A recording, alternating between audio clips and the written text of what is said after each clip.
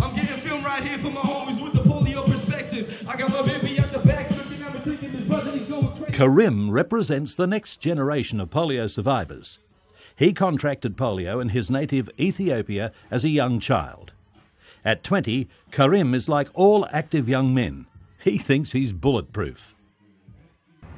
I wouldn't say it's affected me in a way that has stopped me from achieving what I want in life. It's the fact that something that I had to learn to live with and something that I knew was going to be with me throughout my life. And I knew that I wasn't going to change my life and my lifestyle in order to cope with polio. I wanted polio to cope with me and polio to have to put up with Karim. And it's something that I thought, nah. And I'd wake up, every morning thinking it's a beautiful day and go out there and do the things that I love to do.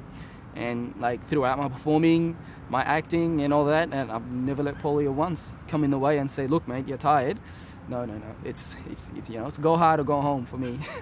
Okay, Karim, do you want to have a walk for me, mate? Just have a walk in between the rails. Karim uses a brace to support the leg that was affected by polio. He's been working with Darren, the orthotist at Polio Services, on devices that will assist his mobility. The brace that Karim's wearing has allowed him to walk further, and it's allowed him to walk in a pattern that doesn't present like he's limping as much. From an anatomical standpoint, it's stabilising his foot and ankle, and also indirectly stabilising his knee so that his knee is stable in his walking while his leg's on the ground. Also helping to try and take weight off the good leg so that it doesn't experience long-term pain and discomfort of walking on a leg that's experiencing too much weight bearing. For someone like Karim, we can hopefully aim to minimise some of the pain that a lot of the clients experience already, and to make them as functional as possible, make them safe as well, and allow them to do the community things that they would like to do.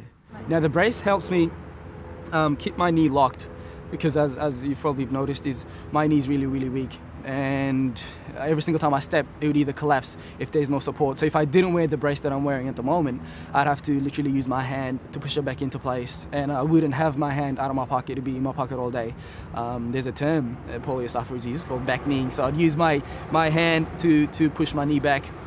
And that's what the brace helps me. It provides me with freedom to be able to drive a car, because without my brace I couldn't drive a car. Do quite a bit of things. And I love my car, so.